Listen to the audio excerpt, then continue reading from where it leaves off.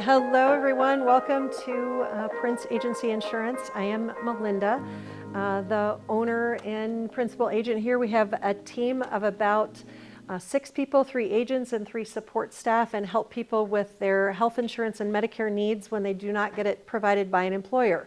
So in the individual market.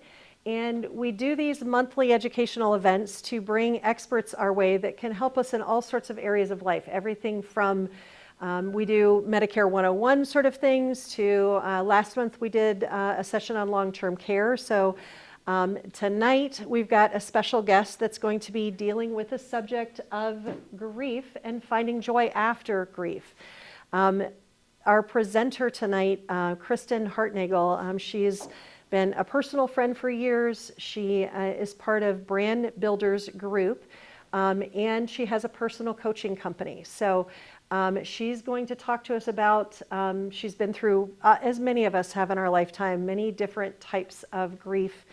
And I'll tell you about Kristen, one of my favorite things that I say over and over again is every time I talk to her or I meet with her, my world gets better and bigger. And she has an attitude and an approach to honor our family and our grief that is real, but an approach to going forward that is very life-giving, that I'm excited to bring to you guys. So without further ado, Kristen. Thank you, Melinda. What a joy to be with you all. I am honored to have been invited to speak to you.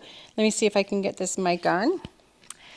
And I have to tell you that I have spoken hundreds, if not thousands of times to so many different people of all ages, elementary school, older adults, even in nursing homes and retirement communities, facilitated countless workshops, trained huge numbers of people. But I was getting really nervous about today. So nervous that I was redoing my slides last minute. I was rewriting the script last minute. And I'm like, why are you so nervous? Kristen, you have even performed in front of thousands. So Melinda didn't tell you that also my side hustle is singing. I've been a singer in an all-female rock and roll band for about 5 years. And this is at Frederick Meyer Gardens. So it's every little girl's dream to be performing in front of thousands. So why did I get nervous about bringing this topic to you guys? The answer is because this is a very sacred subject. This is not just any topic. The weight of grief can feel overwhelming. The sense of loss can feel all-consuming at times. Whether it's the loss of someone you love, a lost relationship, a job, your health, or even a dream that you held dear. Grief has this way of making even the simplest things feel impossibly heavy. I know this weight intimately. Waiting to go through customs after a magical trip to Mexico with my family, my husband and my 2 boys, just at the peak of feeling happy for being away out of the country for a whole week and out of touch with everybody. That's when Lauren called me. She said, "Sister, I get to heal from ovarian cancer." Those were her exact words. Way more than my only sister, Lauren was my soulmate. We talked every day. We sang together, we wrote songs together, we traveled together. Lauren and I would speak and perform the songs that we wrote at spiritual gatherings and conferences all over the country. We shared the same love for the power of thought, emotions, consciousness, brain science, and shared the deepest parts of our spiritual journeys with one another. I'll never forget the way it felt to have the earth just completely drop out from under me. My vision getting dark around the edges. My legs felt like they were going to betray me. I almost couldn't stay standing. In just a few short years, I lost my mom. I lost my dad. And I lost my Lauren. My mom was my best friend. the kind of mom other people wished that they had. We could talk about absolutely nothing, and my friends came over to talk with her when they didn't feel safe talking with anybody else. That's the kind of relationship she had. That's the kind of love she had for everybody, holding that kind of space for people to go through what they needed to. She just had that kind of heart. And my dad was an amazing human too. He was present for every single milestone my sister and I always had. So recording everything, attending all of our performances. And he was a photographer, so his skills were put to use to capture every important event. He made sure that we knew how important we were to him. But when Lauren was first diagnosed with ovarian cancer, it was as if each of our parents said, "Oh, hell no. There is no way our daughter is going to go before we do." And within 2 years, they were both gone. Mom first, then Dad, a year almost to the day. Lauren stayed here long enough to walk each of our parents through their own transitions together. And then she followed. During that time, I remember when there were moments of feeling heavy that was so dense, I had to remind myself to take a breath. Do you know what it's like to forget to breathe? It's like, how long had I been holding it? I didn't even notice. And then the sun would rise, and I'd think, how dare you shine today? Nothing is the same, don't you understand? And then seeing a dragonfly, hearing a song on the radio, or the wind in the leaves, the smallest things would trigger waves of emotion so strong, I thought I'd break into pieces. But this isn't just my story. This is about what we all go through when life happens. And sooner or later, we begin to realize that grief may be a chapter in our story, but it doesn't have to be the whole story. Here's what I discovered in those darkest moments. Relief, like happiness, is an inside job. If I want to feel lighter, if I want to feel joy, inside job. My joy is my job. I started to witness my emotions rather than being consumed by them. I didn't deny feelings, but I became more aware of them. That awareness created space. Space for choice, space for curiosity, for possibility. What I realized is that emotions are like waves. They move through us. They're not permanent, and they don't define who we are. This became the foundation of what I now call the belief breakthrough method. It's a powerful way to process emotions, to change your mind, and to reawaken joy. It's what I used to transform grief into growth without rushing the healing process. So what is involved in this process is to understand that you are not your emotions. If you can shift your identity away from your emotions, and then the surprising role that emotions play in grief and how to work with them, not against them. See emotions as energy in motion.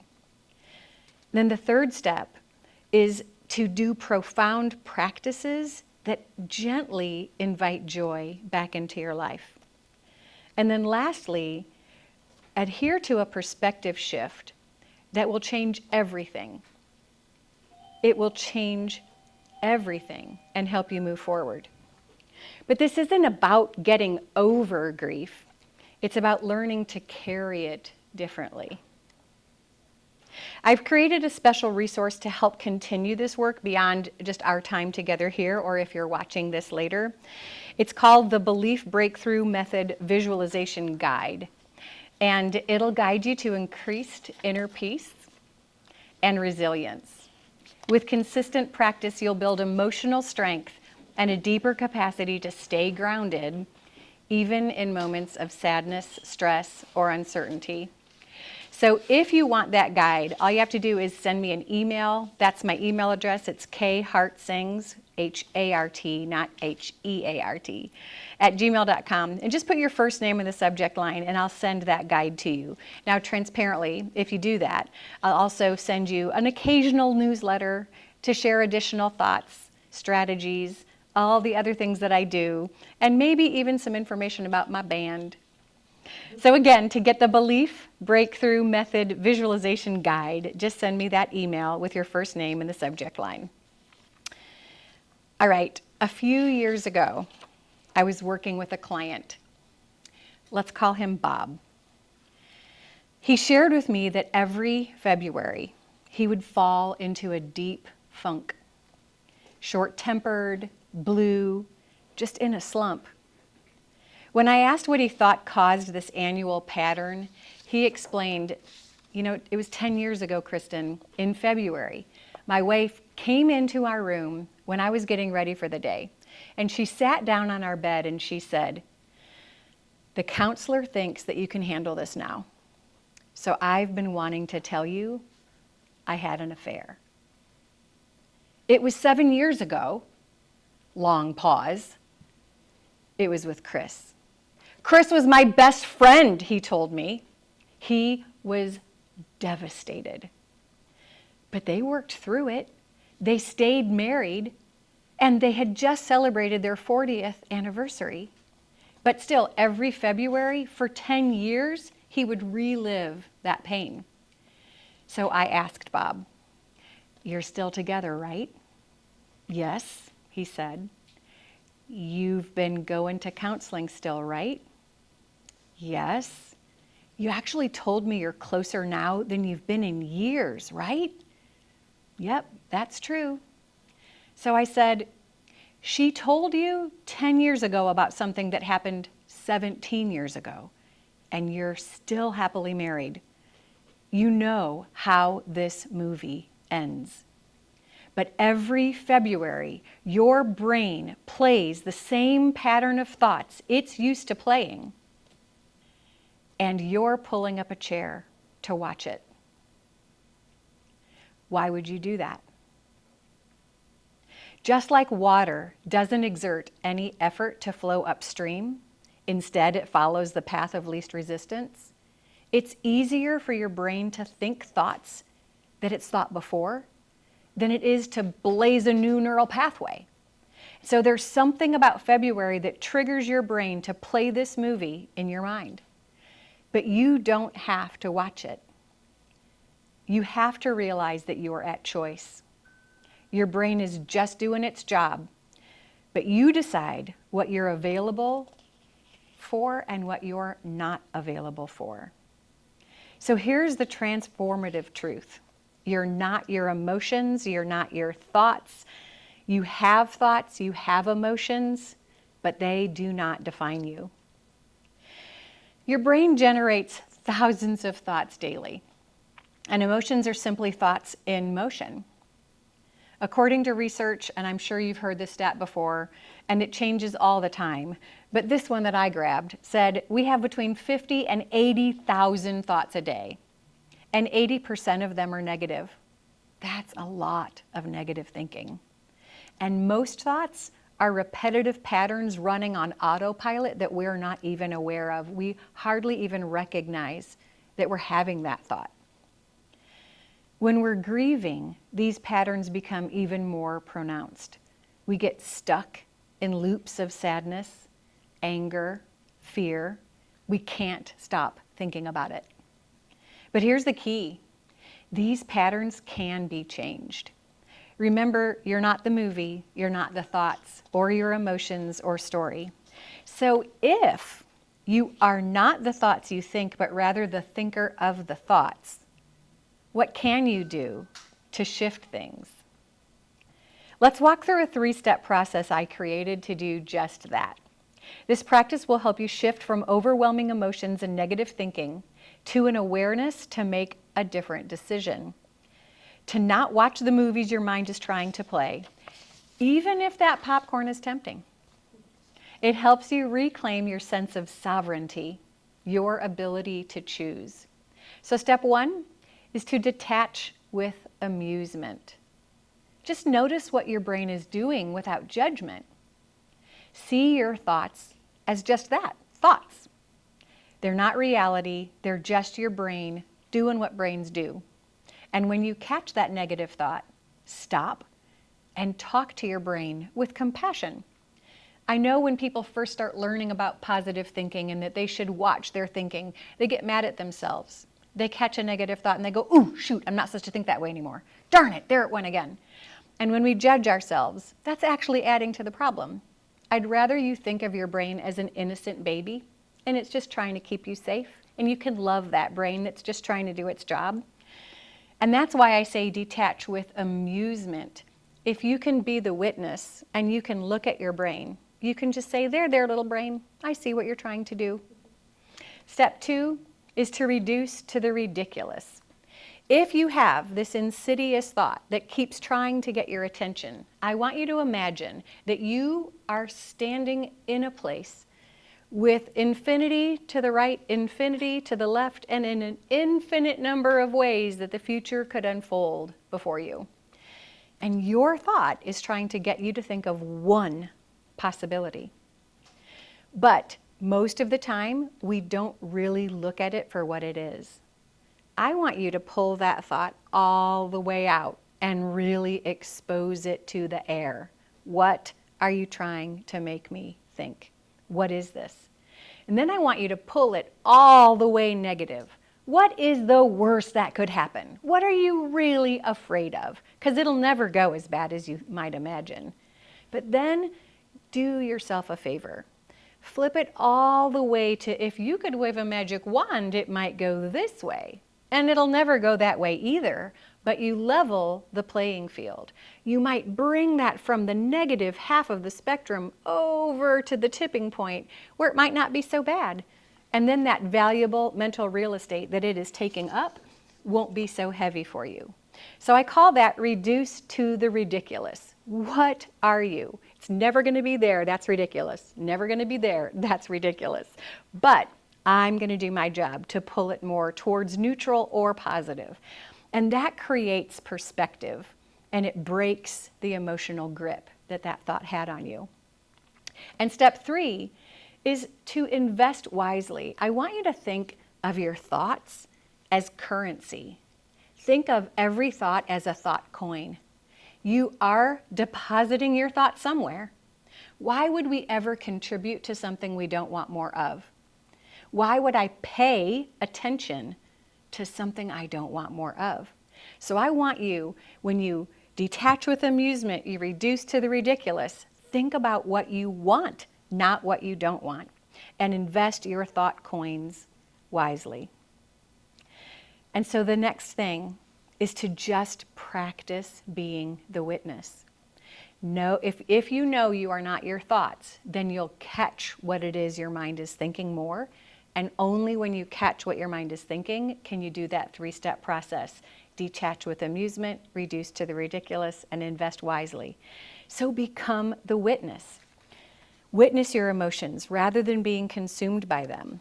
And when a wave of grief comes, try saying, I notice I'm feeling sad right now. This emotion is moving through me, but it isn't me. This simple shift creates space between you and your emotions. It doesn't diminish your feelings, it just prevents them from taking over. I like to invite my emotions in for tea. I just don't want them to unpack their bags. Let me be clear. No one has any right to tell you that you shouldn't feel the way you feel. In fact, given whatever your life circumstances are, you have every right to feel the way you feel. The only question I ask is, how long do you want to feel that way? Sometimes when a wave hits me and I'm being the witness, I have a conversation with myself. Ooh, here it comes. Let's invite it in. But what do you think? Should we give it a good 10 minutes? Do we need an hour or two? Is this a whole day thing? Might this last all week? Please tell me this is not going to be a month-long funk. And if I can have that playful conversation with myself, I allow myself to feel, but I make a decision, and then I'm better able to move forward. When you practice being a witness, you shift your identity from your emotions. So let's move into a second pillar.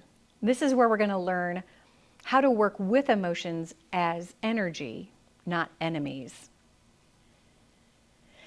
When Lauren learned about her diagnosis of ovarian cancer, she made a radical choice. She became vigilant with her thoughts, words, and actions. She was intentional about the language she used. Instead of talking about battling cancer or fighting it, she called it her cancer dance.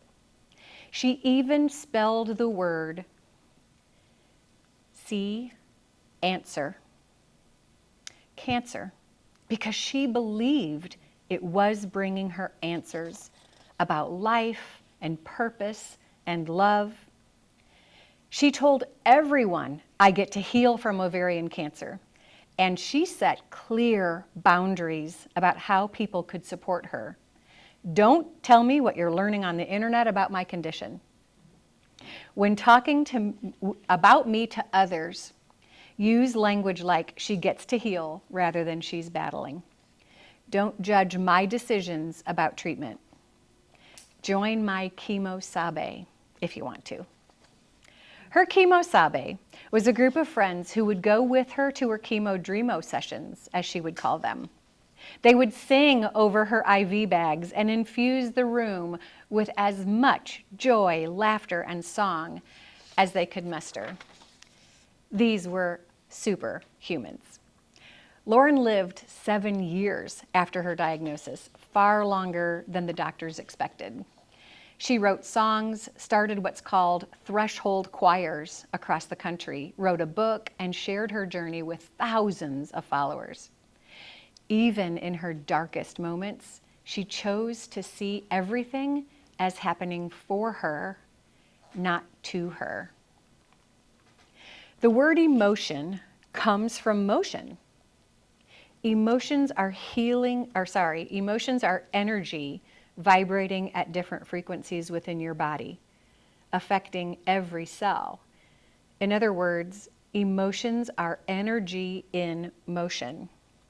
Higher vibrational emotions create expansion, elevating the energy in your cells, like joy, which vibrates actually at 550 hertz, while lower vibrational emotions create contraction, like anger, at 150 hertz. Depression feels heavy for this reason. It's almost lifeless, while joy feels light and expansive. What's empowering about understanding this is that your natural state is joy, and you can return to that natural state more easily with awareness and practice. And you don't have to worry as you start to monitor your thinking, because the lower vibrations aren't as powerful as the higher vibrations. And you can know this because if you drop 2 different sized rocks in water, the small rock makes ripples, but the larger rock makes bigger ripples, and it cancels the smaller ones out. So if you catch the lower waves and you replace it with the positive waves, you are doing good. You are raising your vibration. So don't worry when you catch those negative ones. Just replace them as quickly as you can and as real as you can. The belief breakthrough method is a powerful approach that helps you transform the way you experience grief by changing your relationship with emotions. This framework helps you recognize that emotions move in natural rhythms, like a cycle. Just like a living, breathing process that mirrors the natural laws of expansion and contraction, as natural as breathing, inhaling, and exhaling. Every expansion is followed by a contraction. Every contraction is followed by an expansion. Every inhale is followed by an exhale. Every exhale followed by an inhale. The sun rises and sets. The tides come in and go out. We can depend on this pattern. And there is profound peace in this knowing. Nothing lasts forever. The only constant is change. And that means that no matter how good it gets, we shouldn't expect it to stay that way. At the same time, no matter how difficult things become, those feelings cannot last forever either. We often set ourselves up for disappointment by thinking there's some magical destination to reach. We strive to overcome, but if we believe there should be some point at which we arrive, so we won't have to go through challenges, then we're always going to be disappointed. Understanding this natural rhythm gives us a new perspective. When we understand the immutable law of this ebb and flow, contraction and expansion, we can actually start to see the gift in contrast. When we're experiencing joy and expansion, we can fully embrace it while recognizing its temporary nature. This doesn't diminish the experience like I'm expecting it to end any minute. It actually makes it more precious because we learn to appreciate those high points more. And when we're at our lowest point, deep in grief or sadness, we can rest assured knowing it cannot last forever. It will be followed by an expansion. This knowledge allows us to approach even our darkest moments with a sense of curiosity, even anticipation. Lauren and I often played a game together when we were in a low. We would talk about catching ourselves thinking about, well, how did this happen? This is not what I expected. I do not like this. And then we would replace it with, okay, I know it's going to be followed by an expansion.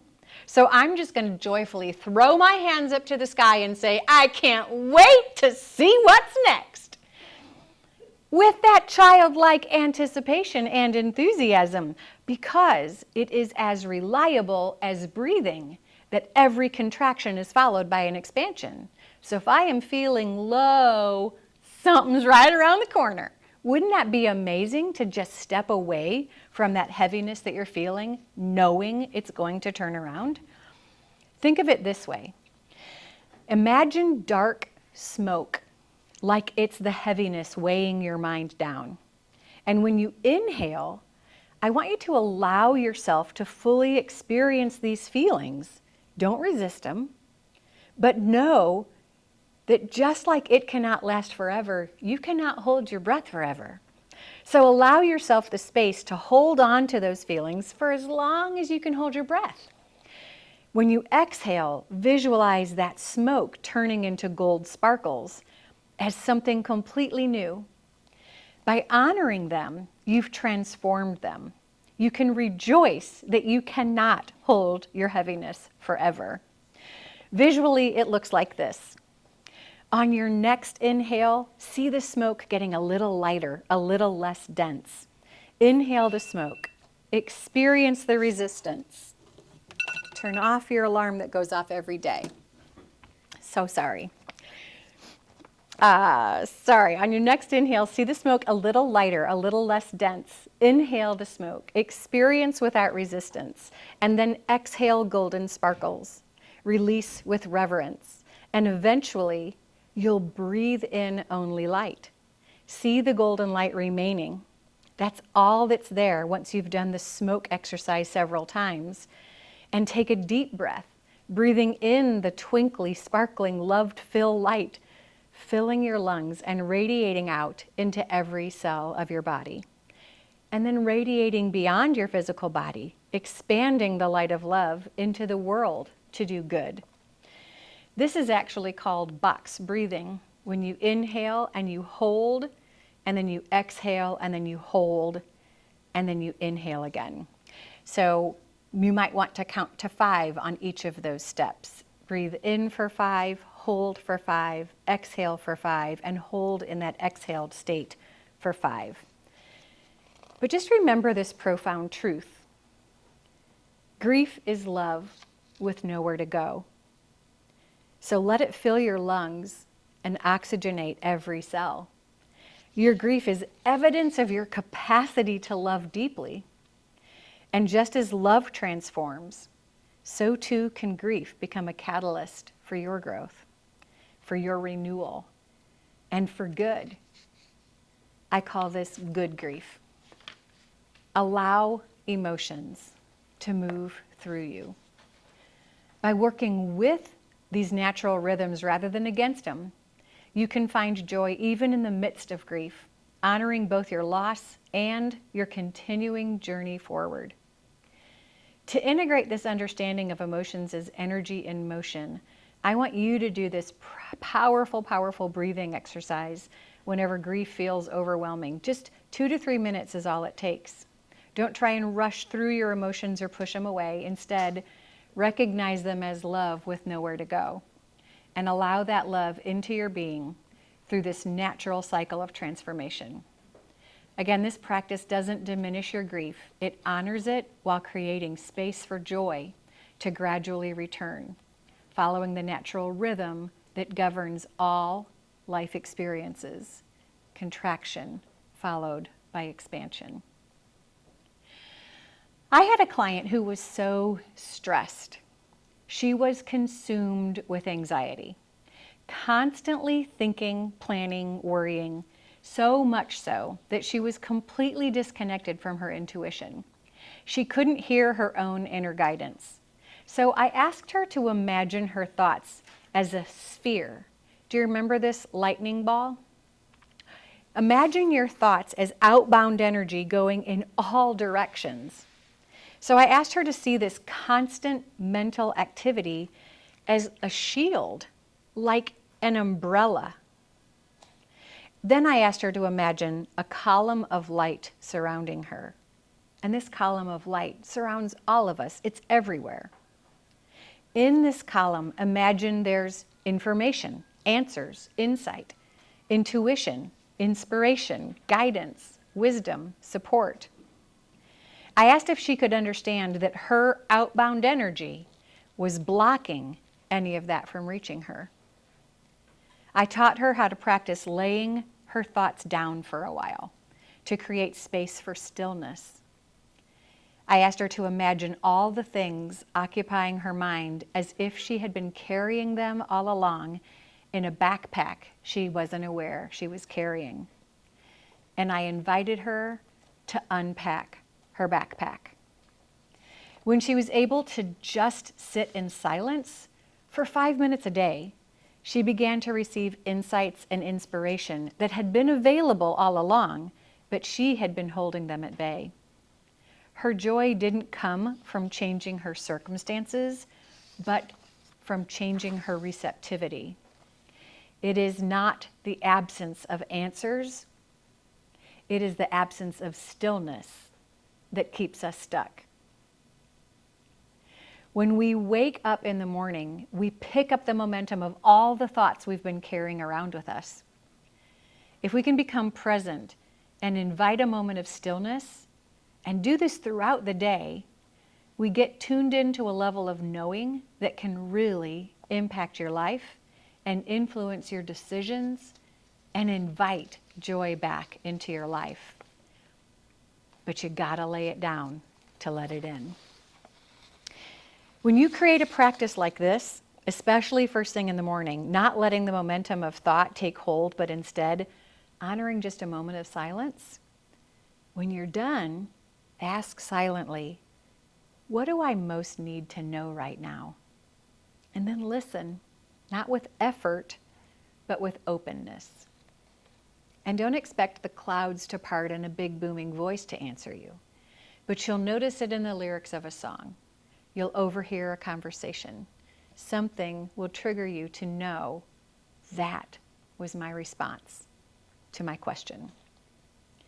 Practice this for just 5 minutes in the morning or between tasks throughout the day. Remember to lay it down, to let it in. I was staying in the hospice room during Lauren's last days. Even though we were having deep and meaningful conversations and laughing, creating lasting new memories, she was also growing impatient. She was ready to die. I remember ripping page after page off the daily calendar on the wall in her hospice room. She was actually getting angry. If I'm so ready, why can't I just leave? We had always practiced the law of attraction and positive thinking, and it hit me. What if we change your mind about this right now? What if we can notice and allow your disappointment and frustration and anger, but shift it into something else? Let's imagine this amazing reunion you're going to have when you get to see Mom and Dad again. Let's imagine how joyful it's going to be when you get to run into the arms of Jesus, and the delight that you're going to feel having all of your questions answered and feeling absolutely free and limitless without this body anymore. Won't that be amazing? She completely shifted. We started to have fun with it. In fact, when I tore the sheet off of the paper calendar the next morning, she said with glee, "Today's a great day to die." And we just laughed. She was gone within 3 days. But those last few days, instead of frustration, confusion, and anger, we were writing songs. In fact, I couldn't remember the lyrics to a song that we used to sing around the campfire when we were kids. So she grabbed a Kleenex box and turned it upside down to use the bottom as a hard surface. And she grabbed a napkin and she wrote the lyrics out on a napkin for me. No man is an island. No man stands alone. Each man's joy is joy to me. Each man's grief is my own. We need one another, so I will defend each man as my brother, each man as my friend. The things we sometimes wish we could wish away, the frustrating, the infuriating, the immobilizing, the things that push our buttons, they are all mirrors. They show us that we have pushable buttons. That awareness is a gift. It clues us into the fact that there's something in us in need of healing, or we wouldn't have a pushable button. In recognizing this, we can learn to embrace that everything that happens for us. We might label them as good or bad, but if there's something that makes us grow, stretch, evolve, expand, that is ultimately good, ultimately a gift. Each encounter, every experience is an opportunity. And that is a perspective-shifting eureka moment. So if everything that happens is happening for you and not to you, there is peace in that, even if I don't see it now. This doesn't deny the pain or the struggle. Instead, it invites you to ask, what is this experience offering me that I couldn't receive any other way? When you can see even your most painful experiences as gifts, opportunities for growth, connection, or transformation, you reclaim your power to create meaning from suffering. So I want you to ask 3 questions whenever you're facing any difficult circumstance, especially grief. Ask, what am I thinking? And how do I want to feel? Sometimes I want to feel the grief. Sometimes I don't. And then, are the thoughts that I'm thinking moving me toward the way I want to feel or away from the way I want to feel? Again, we are not trying to bypass grief. These questions are meant to bring choice into the equation, to help you take responsibility for the way you want to feel. Sometimes I really want to sit in grief for a while. I know that's healthy. But when it's a choice, it does not control me. So imagine if you could see the things that push your buttons, the things that trigger you as gifts, what would your life be like? The next time you're cut off on the highway, you can bless them. The next time somebody makes you angry, you can bless them, because blessing the trigger is honoring the fact that they're helping you grow, helping you see that there is something in need of healing in you. So how does that look in everyday life? Let's say somebody does cut you off in traffic, or you get an email that makes your chest tighten, or your partner says the one thing that flips your switch. Most of us react automatically. But if everything that happens is happening for you, then even that moment is an opportunity, not an attack. Remember, your joy is your job. So catch yourself spiraling and make a different decision. So I wanted to give us a little bit of time for Q&A, and I am going to finish with a story, but some of you may have some questions. I don't know if you do, but what we covered was shifting your identity away from what you're thinking and feeling, the detach with amusement, reduce to the ridiculous, and invest wisely 3-step process. Maybe you have questions about how to work with emotions, not against them, or questions about how to invite joy back. If you have any questions, we can open this up. So I'm asking, what resonated with you? And I just want to give a little bit of space. Well, detaching and with amusement is a very different way to look at it. And being able to step outside of yourself and in an amusing way, look at what's going on in my head or my heart right now is a very different way to look at it. Very life-giving, and almost it lightens your load just thinking about that question. No. I think what resonated most with me is the leaning into the emotions. So I guess I'm most of my life avoiding them, getting busy, distracting. Everything. And they use defensiveness, anger, fight or flight. But that the emotions get to assumption. Valuable. What you're talking about is it's not pushing them down or laying them on. It's doing everything that's there available to you. Yeah, what I would say is that when we tend to get so busy that we don't honor what is there, it becomes something else, because they're like, weren't we given the full gamut of emotions to feel? And if we're only allowing some of them, then those that aren't expressed, those unexpressed emotions, have to go somewhere, and they are energy.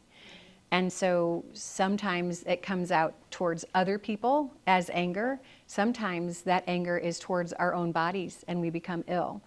And so just to see emotions as something that is healthy, and that when we live them and process them, then we're taking the energy out of them. We're diffusing the damage that they could do by honoring them. So I appreciate you sharing that. Anybody else have anything? Are you taking off your glasses to say something? No? Oh, No? Okay. But I could. Only if you want to. I took Elected at Michigan State on Death and Dying with Kubler-Ross. Yes. And then somewhere in my journey, I learned about Carolyn Myss, how we hold on to the hurt. And then through Louise Hay, it affects our body. And we are our own instigators of, how did she say it? our own psychosomatic, and I think diseases or something, like the energy of our body will either be the positive or negative. And then the documentary on The Secret and the book. So you just made a summation of what I've been trying to learn for the last 10 years. Wow. Could have saved you 10 years. Just come here for 45 minutes. Well, all of those people are people that I have studied and read, and many, many more. So it's beautiful to know how many resources are out there now. It's a very different landscape than it was even 10 years ago. So way more open to talking about this, men and women, and I'm grateful for that, for sure. I saw a movie where it was a World War I movie, and I wish I remembered the name, but he was the medical doctor, and he noticed a pattern in that. But then the only word they had for it was, and I think he was probably coming up with the word, shell shock. Oh. But he noticed, depending on if they were a leader in the regiment or whatever the name, there's the officer and then there's whatever. What happened to the one went mute and what happened to the other stuttered. And so he saw this pattern, and so I was thinking about it. So of course, Google. That means we've been trying to figure what you're talking about. That was the first occurrence I saw it in movies or books it'd be 1918. So then Kubler-Ross, and then we had you. But yeah, it's been a lot of unraveling. Right. You are right about that. You are right. Well, I hope you're feeling that you learned a lot today. Just to recap, you learned that you're not your thoughts or your emotions or the movies that your brain is playing on autopilot. That shifting your identity to what you really are, the essence of you, your soul, your spirit, here on this earth for your adventure called life. You learned that you have emotions, you're not emotions. That joy is your natural state. That you can return to it with awareness and practice. That everything is energy. That you can actually see triggers, the things that push your buttons, as gifts to help you know that you have a pushable button, so that you can work on that. You learned that grief may be a chapter in your story, but it's not your whole story. And we've discovered practical tools like the DRI, detach with amusement, reduce to the ridiculous, and invest wisely process, the belief breakthrough method, and the 3 questions to help you navigate this journey. For those of you who want to continue this work, remember that you can get the Belief Breakthrough Method Visualization Guide for free, and it'll guide you to increased inner peace and resilience. But I am also a coach, not a counselor, not a therapist, a coach. And I'm happy to have a discovery call to explore how coaching can help you live a more joy-filled life. On that call, I would just want to learn about where you are and where you want to go, and just see if working together makes sense. You can book a call by sending me an email with Discover in the subject line. But I want to close with this. When my sister was in her final days, we had a conversation about dragonflies. She told me that dragonflies would be her sign to me that she's near. She said before a dragonfly becomes a dragonfly, it has to climb out of the water, the only environment it's ever known in its nymph stage. Then it has to break free from the only body it's ever known. It sheds its exoskeleton and emerges completely transformed and can then take flight. Think of me in this new form, able to soar without my body that no longer serves me anyway. I believe I'll be able to see the world from heights we could only have imagined before. The dragonfly can see in all directions, she said, and you can call on me when you want help seeing something differently. And if you ever struggle to find the gift in a situation, I'll see if I can bring a different perspective. 2 days after she died, I was sitting on my porch, tears streaming down my face, when a bright purple butterfly landed on the railing beside me and then landed on my knee and then stayed there for what felt like an eternity. In that moment, I felt both the weight of my grief and the lightness of joy, the understanding that love transcends death.